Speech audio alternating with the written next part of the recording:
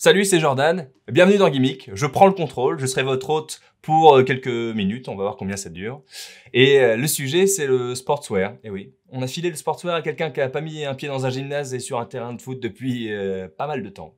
Déjà, pour qu'on parle la même langue, je vais vous donner la définition du sportswear. En fait, faut pas se casser la tête, c'est simplement des vêtements qui viennent du milieu du sport, de tous les sports, le tennis, la rando, l'alpinisme, que sais-je, et qu'on a en fait intégré dans le quotidien, les vêtements de tous les jours. Voilà.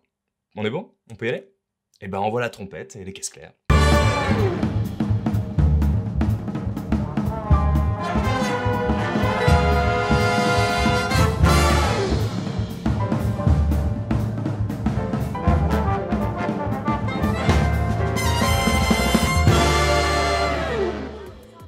Alors, première tenue, oui, je démarre fort.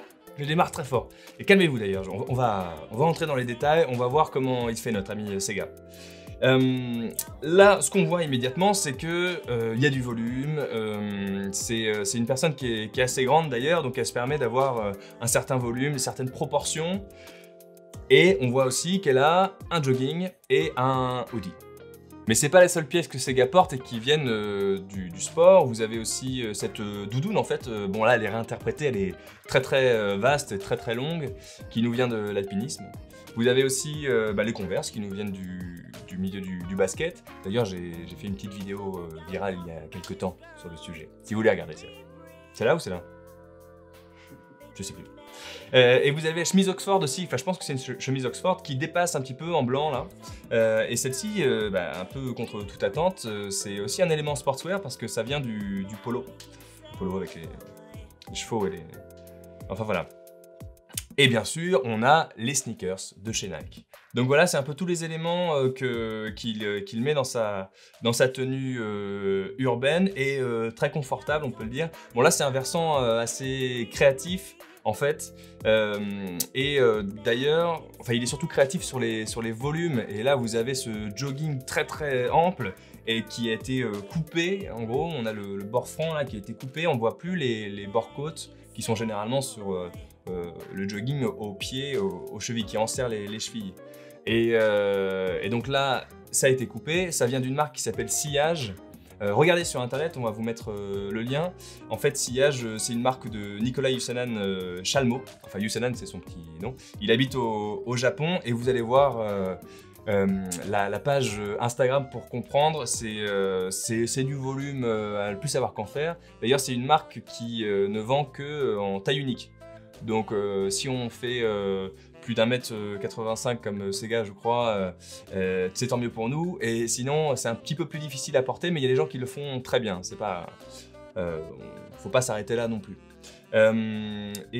Pourquoi je dis ça? Parce que Sillage en fait intègre beaucoup d'éléments de sportswear dans ses collections, comme le démontre Sega ici. Donc c'est cette manière-là de porter en fait Sillage. Et vous avez donc ces sneakers-là, vous avez les hoodies, et là bon, on prend une grande claque, mais je trouve que c'est quand même très bien maîtrisé.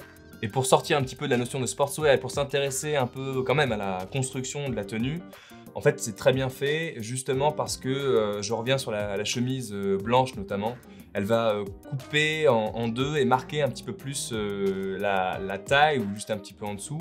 Et ça donne une discontinuité parce que sinon vous avez ce gris clair là qui prendrait toute la silhouette et ça deviendrait un petit peu monotone. Donc paf, il nous donne des points sur lesquels les yeux s'arrêtent et en fait ça nous permet de mieux lire la silhouette, de mieux la comprendre parce que sinon on pourrait être noyé dans tout cet amas de tissus. Donc voilà, donc il fait des stops. Donc vous avez le stop des sneakers, ensuite vous avez le stop du jogging, la chemise, le hoodie et ensuite le bonnet. Et d'ailleurs je dois dire que sur la composition des couleurs, je trouve ça très fort parce que bon c'est du gris clair et blanc, ça peut être monotone. Et lui, hop, il arrive avec sa petite doudoune bleu ciel qui est assez hors du commun en fait. Et il s'arrête pas là non plus parce que ça pourrait être assez binaire même s'il y a 3 couleurs. Il arrive avec sa petite touche de rose clair et qui crée l'inattendu et qui crée le petit charme parce que des équilibres dans la tenue. Voilà. Donc je passe sur celle-ci maintenant, mais franchement je trouve que c'est du grand art. Bravo. Ensuite, deuxième tenue, je mets mes petites lunettes pour mieux voir de quoi on parle. Non, c'est pour la frime. Ça c'est une tenue aussi assez coup de cœur en fait, parce que je trouve qu'elle est elle est super bien équilibrée, tout fonctionne. C'est très actuel. Donc ce qui vient du sportswear, là, on a bien sûr les running. On a aussi la doudoune qu'on voit en layering là entre la deuxième couche. Et vous avez quand même, oui, la casquette du type baseball, en fait, plus ou moins. Enfin, la casquette, quoi. Pour vous donner un petit peu les marques, comme ça, les running viennent de Visvim, ce label japonais dont on parle de temps en temps. Ben en a parlé dans sa précédente vidéo, je crois, sur le techwear. Et là, en fait, on les retrouve sur un registre dans lequel on les connaît pas forcément. Enfin, moi non, alors c'est peut-être ignorant de ma part, mais c'est ces running-là. Alors, ce sont des running, si on zoome un petit peu, qui sont à la fois donc running pur et à la fois dans un style amérindien. C'est plutôt là dans ce registre-là qu'on les connaît. Donc mais ça reste pour moi des running et l'inspiration est quand même le devant. C'est ce qu'on voit en premier. C'est quand même très sportswear, course à pied. La manière dont elles sont intégrées est intéressante. Et là, c'est un conseil que je pourrais vous donner, c'est-à-dire qu'elles sont quand même assez imposantes, mais le monsieur là ne va pas prendre un pantalon qui est trop ajusté, trop resserré à la cheville, parce que ça ferait du coup des sneakers qui sont vraiment très, très imposantes. Et oui, ça ferait des panards de 12 mètres, pour le dire trivialement. Donc lui, il joue avec les volumes, il sait compenser. Et ça, c'est vraiment un conseil qu'il faut que vous ayez en tête. Si vous avez même ça marche bien sûr en dehors du sportswear. Si vous avez des grosses bottes, par exemple, essayez de pas prendre pour moi, un pantalon qui va trop se resserrer à la cheville, par exemple. Il faut qu'il ait un petit peu de volume. Je ne veux pas dire trop de volume. On m'accuse souvent d'être en faveur d'une ampleur extrême. C'est pas vrai, c'est pas vrai. C'est plutôt une ampleur relative à votre goût à vous. Mais là, ça demande un petit peu d'ampleur. Bon, j'arrête là-dessus. La deuxième manière dont elle s'intègre assez bien dans le colorway, ce qu'on appelle dans le jargon de la tenue, et ben c'est, vous l'avez compris, les couleurs. Vous avez cette dominante un petit peu de ton taupe, beige, avec du blanc cassé, et puis donc qui fait écho un petit peu au pantalon et aux chaussettes. Donc c'est hyper logique en fait. Et vous avez donc cette couleur un peu plus sombre aussi sur les sneakers qui va faire habilement écho et assez subtilement je trouve justement à la doudoune en mid-layer. Pour parler de cette doudoune, bon on pourrait me dire la doudoune ça vient pas tellement du sportswear, ça vient plutôt du milieu militaire. Et je pense que c'est vrai, je sais pas qui a commencé. Enfin, à mon avis, c'était plutôt pour les sports de randonnée, d'alpinisme que ça a commencé, mais c'est vrai que la doudoune, vous la trouvez sous forme de liner, un peu comme c'est porté là, sous des parkas militaires, donc M51, M65 par exemple. Sûrement, je ne sais pas, mais sûrement qu'on en a vu aussi dans le milieu militaire avant cette période-là. Mais pour moi, c'est quand même une résurgence du sportswear. Et là, il l'apporte dans un désir de performance en fait. Et c'est ça aussi qu'il faut voir avec le sportswear qu'on porte au quotidien aujourd'hui, c'est qu'on va chercher la performance et ça amène à l'idée aussi du techwear que j'aborde pas vraiment dans la vidéo. Ben le fait beaucoup mieux que moi dans sa vidéo précédente que j'ai déjà mentionnée. Mais là voilà, il l'intègre, il donne une petite dimension technique / sportswear à sa tenue et je trouve que là c'est vraiment le bon niveau pour moi qui suis pas un fan extrême de voir tout par le prisme de la performance. Bah là je pense que c'est simplement pour se dire voilà, je mets ma petite couche technique comme ça, j'ai pas froid, tout va bien. Voilà, c'est vraiment une tenue coup de cœur et j'espère que vous allez vous en inspirer. Alors tenue 3, je mets mes petites lunettes pour faire semblant de... Ah oui, je la vois. Bah ça c'est mon petit...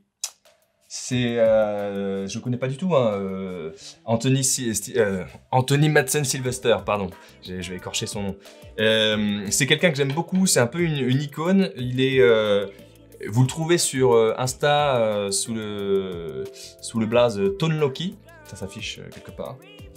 Et donc Anthony Madsen Sylvester, comme je disais, en fait le jour, lui, il bosse chez Timothy Everest, qui est une marque de prêt-à-porter et demi-mesure anglaise. Je sais pas s'il est vendeur là-bas ou s'il est dans la communication, je sais pas vraiment ce qu'il fait. En tout cas, c'est ce qu'il fait le jour, et c'est d'ailleurs une marque qui est née dans les années en 89 je crois, et qui a un vestiaire plutôt classique mais assez cool quand même, classique à l'anglaise, mais avec une touche de cool, et c'est lui qui c'est un peu l'ambassadeur, il le symbolise vraiment bien. Et donc ça c'est ce qu'il fait le jour, mais la nuit, qu'est-ce qu'il fait Anthony? Et ben en fait c'est la rockstar d'un groupe de punk qui s'appelle Turbo Negro, de death punk comme il le dit lui-même. Et donc j'ai écouté, et je vous conseille d'ailleurs Hurry Up and Die, qui est très bien, vous allez voir, c'est de la musique pour les oreilles, et c'est le cas de le dire, parce que c'est de la musique, bravo. Mais parlons de la tenue, si vous le voulez bien. Le sportswear, tel qu'on l'entend aujourd'hui, que si je vous dis sportswear, tenue sportswear, vous allez penser running, vous allez penser voilà, un peu vêtements techniques comme on voyait tout à l'heure, vous allez penser jogging, mais vous n'allez pas penser forcément à cette pièce-là qu'on voit bien quand même dans cette tenue. Elle attire l'attention, c'est le polo, mais le polo de rugby. Le polo a été introduit dans le vestiaire plutôt quand même par René Lacoste, donc avec le tennis, et après on l'a gardé comme vraiment une partie à part entière du vestiaire quotidien. On se pose même plus la question, maintenant on le porte alors que c'est un vêtement qui vient du sport. Et bien là, le polo de rugby, cette fois, il y a beaucoup de gens qui le portent parce qu'il a cette touche Ivy League, il a cette touche prépi que j'adore. Et lui, même s'il est anglais et que le style Ivy vient des États-Unis, mais bon, ça reste anglo-saxon, il y avait des ponts entre les deux cultures, il faisait justement des rencontres de sport, il y avait l'aviron, il y avait le rugby, il y avait le polo aussi, donc c'est assez poreux tout ça. Et donc lui, là, il intègre le polo de rugby, donc vraiment avec ses fameuses rayures horizontales, bicolores, vert et jaune, dans une tenue qui est vraiment, qui est classique quoi. C'est un chino, enfin il est en velours, je pense, il a des mocassins, que j'adore.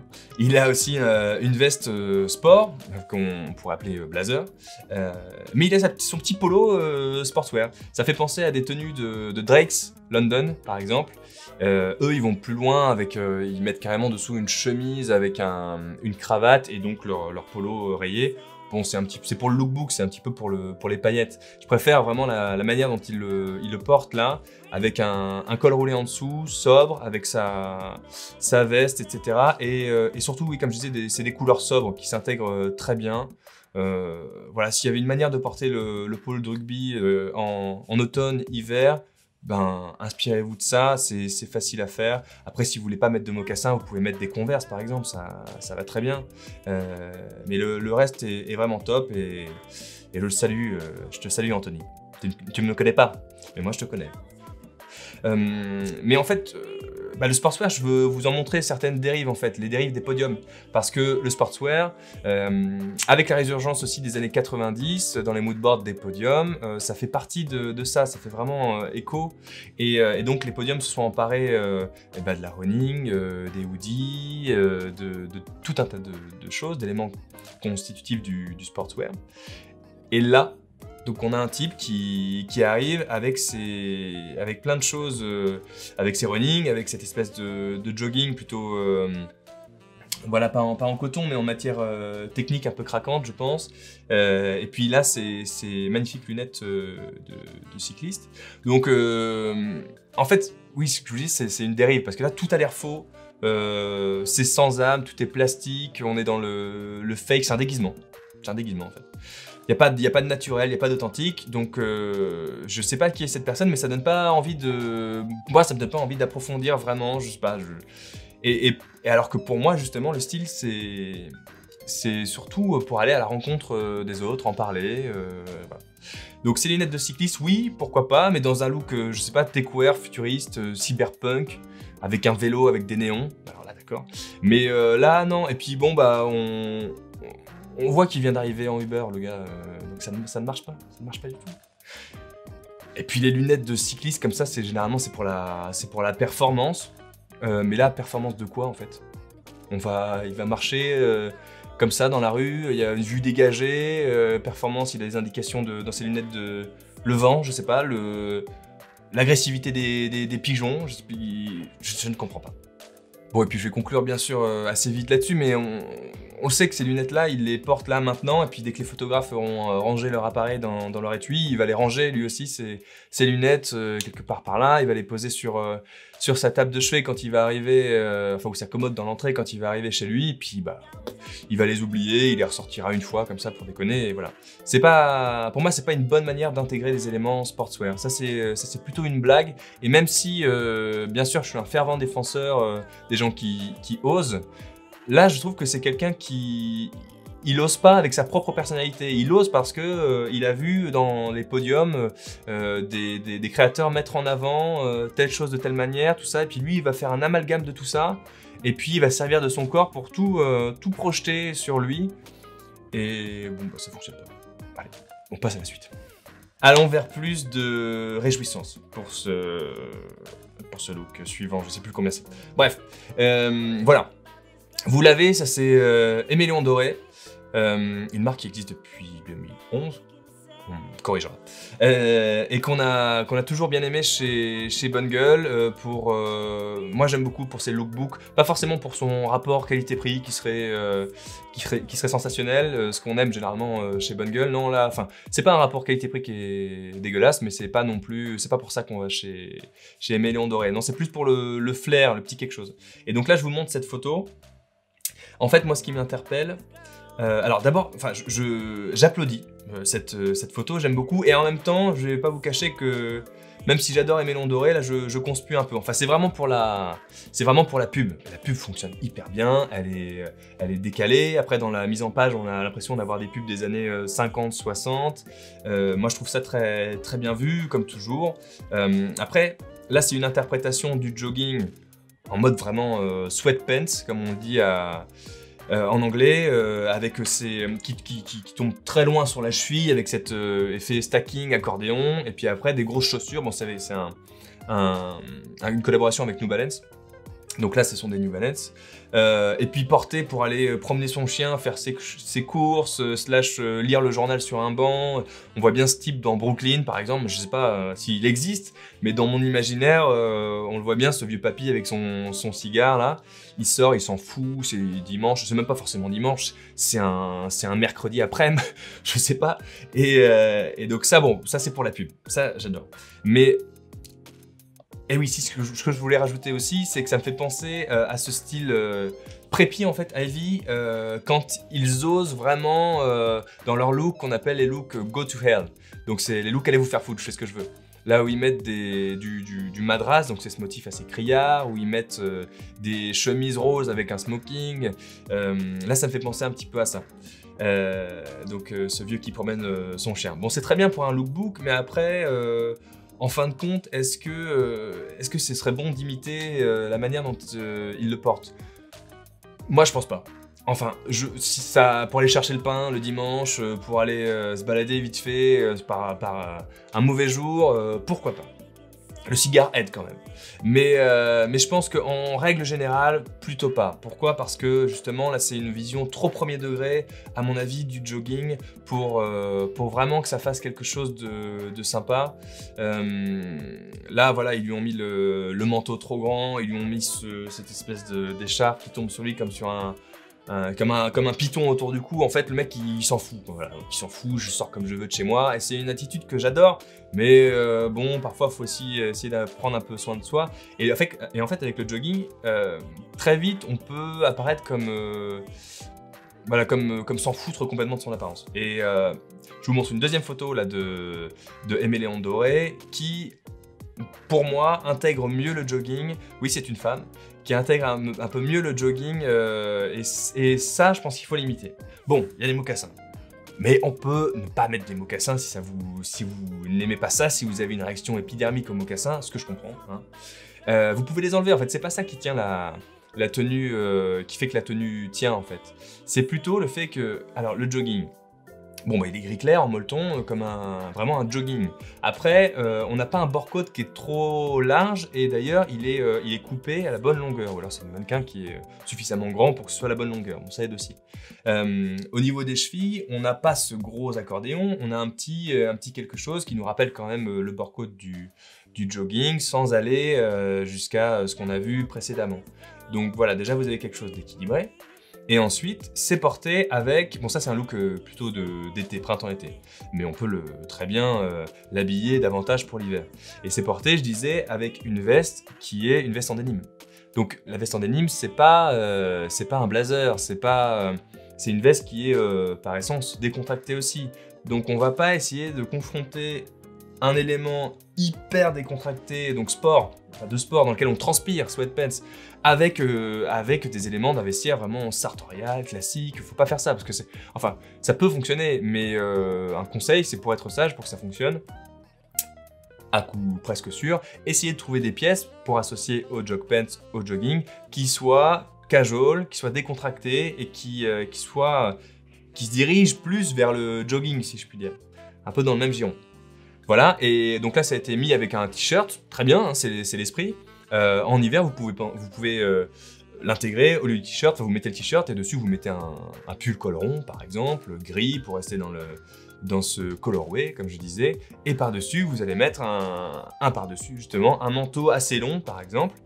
Et si vous voulez vous virer les mocassins, et vous mettez des running, ou vous mettez peut-être pas des derbies, ça ferait un peu trop habillé selon moi, mais des petites sneakers de ville.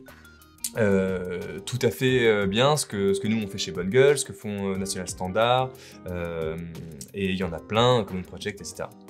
Voilà, pour moi c'est vraiment une excellente manière d'intégrer un jog pant sans que ça pose vraiment problème en gros, parce que c'est quand même un vêtement de sport, hein, c'est un vêtement dans lequel on transpire, dans lequel on est censé faire du sport. C'est pas fait normalement pour se présenter, pour aller voir du monde, c'est pas fait pour normalement pour être en société en gros. Mais bon, de nos jours les frontières sont plus floues et on peut le faire, mais du coup comme ça à mon avis c'est une bonne manière pour s'amuser sans vraiment aller trop loin à mon avis. Voilà, donc pour conclure, donc c'était le dernier look, et pas les moindres. Pour conclure, moi je voudrais vous donner 3 noms de comptes Instagram et de personnes que j'aime bien, surtout des gens qui intègrent les pièces sportswear à merveille. Vous avez Anthony Lee, voilà, vous avez l'Instagram qui s'affiche, vous avez Boraz bien sûr, qui fait comme il l'appelle, du street héritage, donc c'est vraiment pas mal. Et vous avez Paul Binam que j'ai découvert il y a peu de temps, qui est parisien aussi et qui fait vraiment des tenues de toute beauté, je trouve, minimalistes. Et c'est peut-être justement ça une des clés, et on l'a vu avec le dernier look, c'est d'intégrer ces pièces sportswear dans des looks plutôt minimalistes en fait. Voilà, je m'y suis essayé moi aussi, peut-être avec moins de succès, mais j'ai commencé par des sneakers, des running, et je pense que entre nous c'est peut-être par là que vous devriez commencer. Voilà, ce gimmick est terminé, ça a été un plaisir pour moi, et puis je vous dis à bientôt. Salut!